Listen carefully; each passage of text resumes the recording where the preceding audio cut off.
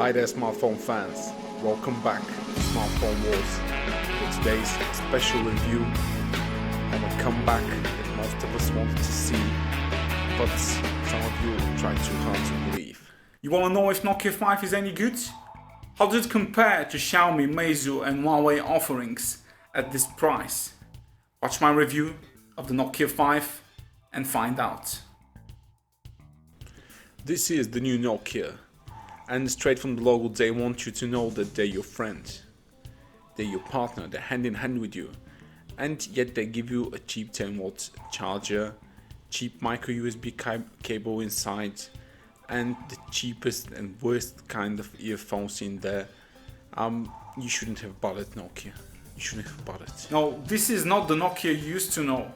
It's not made in Finland, it's made in China by Foxconn, and HMD Global are not Nokia. They have just bought the name and the rights to use the Nokia name in their cell phones. This is a Chinese phone, albeit a very well built one, but it's still a Chinese phone. This is not a hate review.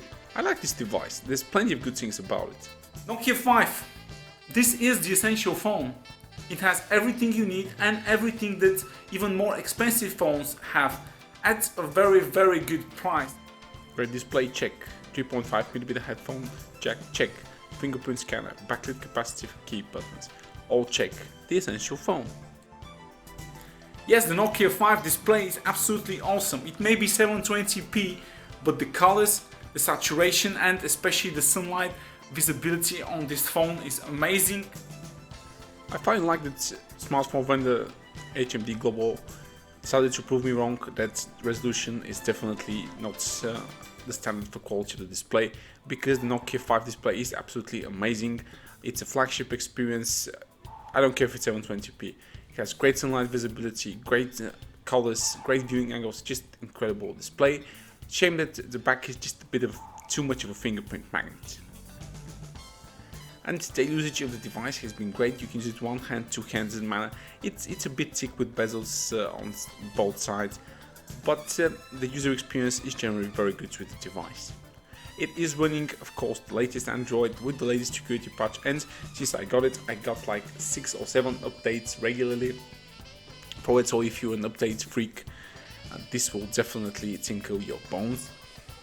And the UI is definitely very much made to the tailor of Android purists, the ones who love Google Nexus devices or Pixel devices or OnePlus 5, as it is very streamlined and very easy to use. Nokia 5 comes with everything you can think of in a smartphone: customizable LED, NFC included, 4G LTE with VoLTE. Really anything you can think of. This is as far as feature goes, this is one of the best phones you can get at this price, but of course there is limitations to it, such as the 2 GB of RAM and 16 GB of onboard storage, and it's a bit of a pain since I've downloaded all my social apps and just 4 games and maybe taken 100 photos, and I'm already out of storage on it. So if you're planning to get the Nokia 5 or Nokia 3, definitely invest in an SD card straight away, because you will need it very soon. There's something that I wanted to mention. I do want to mention that the call quality on the Nokia 5 is absolutely fantastic, as well as any audio experience on it, be it speaker or headphone jack. This is a very good audio device.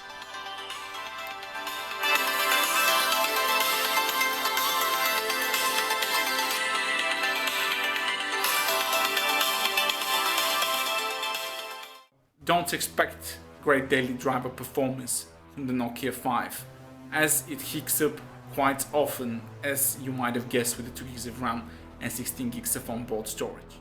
Well, the Snapdragon 430 is the Snapdragon 430. It won't perform much better than other Snapdragon 430 devices, such as the Redmi 4X, but it actually does perform worse for some reason, and the reason is the cheaper storage. The storage score is definitely one of the lowest I've seen. Even like $100 Chinese devices offer better storage than this, and the phone hicks up very often in the daily usage. it just stops responding because the storage on the device is very slow. The RAM management is also not very good.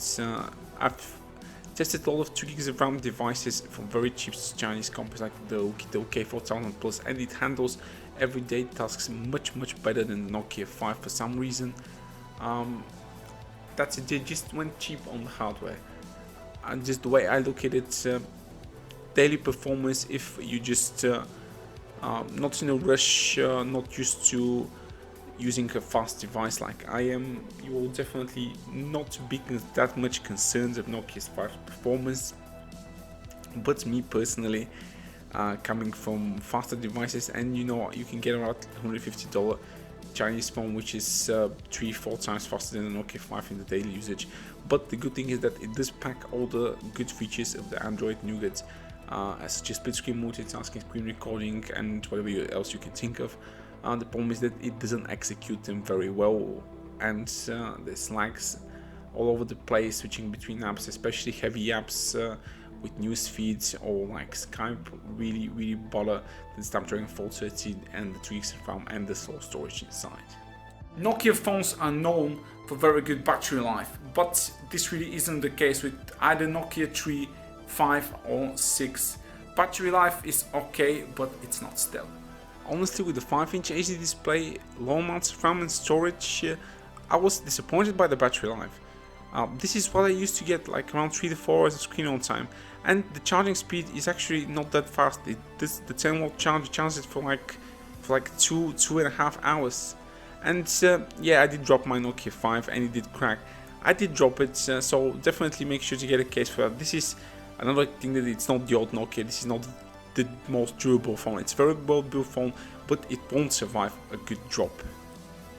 And if you're wondering how the Nokia 5 handles gaming, it handles it adequately, but there's plenty of skipped frames and lower frame rates, even in not so very demanding 3D games like Skyforce here, Combat Squad and Asphalt Extreme. So this is an okay gaming phone, but I would definitely not recommend it for heavy games.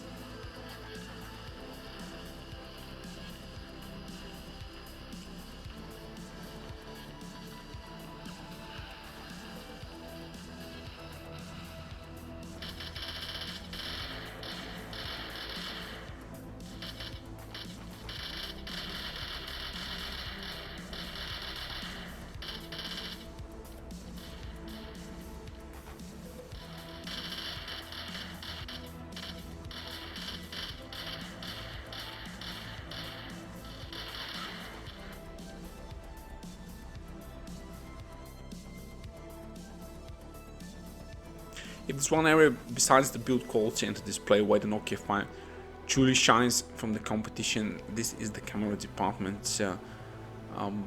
The front and main camera offer very good photo quality at any condition. I'm not saying that low light performance is great, but it's very good for the price. Shutter speed is fast, focusing is fast, colors are accurate, there's little dynamic range errors. This is a very good camera phone. I really can't fault anything with the cameras in general. The software user interface is very simple to use. It does not offer dual cameras or gimmicks like that. It's just a simple, good, well built single camera phone on both sides. Something great to see these days, and I do believe Umi, Digi, Bluebo and all the rest, please take notes. Stop putting shitty dual cameras, just with the sensor there, that's just okay. The Nokia 5, as you could have guessed, doesn't offer 4K video recording, no 1080p with 60 frames per second like that, but both cameras actually offer 1080p video quality, and it's definitely okay. Let me show you some photos I've taken with it. As you can see, the Nokia 5 photo quality, most of the time you will get a very good looking shot, great for social media, great for sending to for all your friends, if you're on holiday or just want them to view a detail you want them to buy or something like that. Landscapes, portraits, macro shots, all are very, very okay with the Nokia 5. This is a very good camera experience.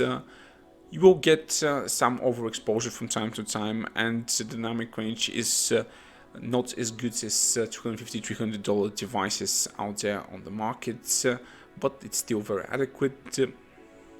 I wanted to give you as many photos as possible for like food photos, any kind of situation you might think of, so you can see how the camera performs. But take my word for it, this is a capable camera phone, and even if you're coming for a more expensive device, you will be okay with the Nokia 5, whether using it in good or bad lighting conditions. The camera performs adequately in all situations, for me at least. With the front camera, I'm not the one that takes too much selfies, but the ones I've taken here are not in very good lighting conditions, and the camera does do very, very well. I do have a bit of a gripe with the video quality, but it's not the front or the main cam's main video quality. As you can see, this one is very much okay. It's with the slow motion, but I'll get to that a bit later.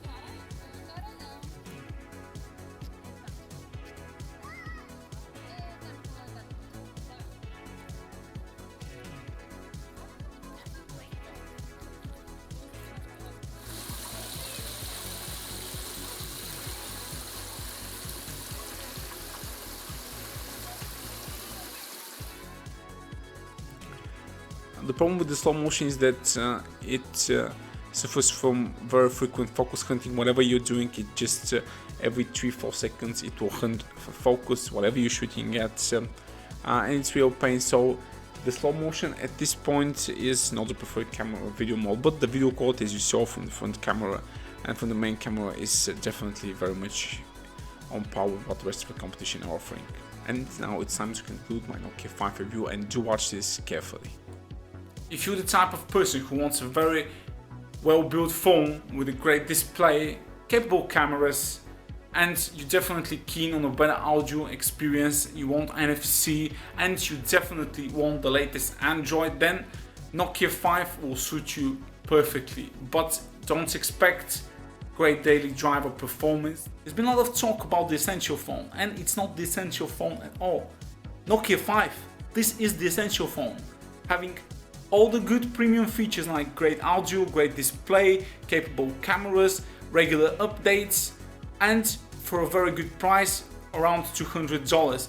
This is the essential phone.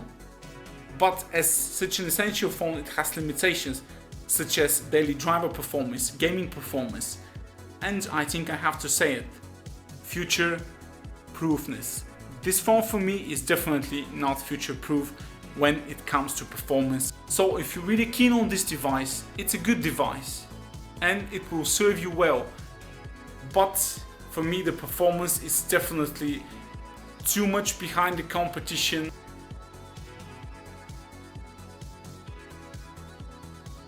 This has been Steven Fox. Thank you for watching my Nokia 5 review. I hope I've helped you into picking or not picking a Nokia 5, since this is what I aim to do with all of my reviews. Give the video a thumbs up if you like it, subscribe to my channel if you want more honest opinions on import techs from China or smart tech in general. If you really want to help my channel and me continue giving honest opinions on the tech I review, I don't ask to be subsidized like most out there on Patreon, give me money and such. All I ask from my loyal fans and the people who really want an honest opinion on their products is to share my videos on your social media sites, Reddit profiles, or anyway, so that people will get to see them more, because I definitely can't pay for advertising, because I invest all my money in tech that I want to show you guys if it's good or not. Stick around.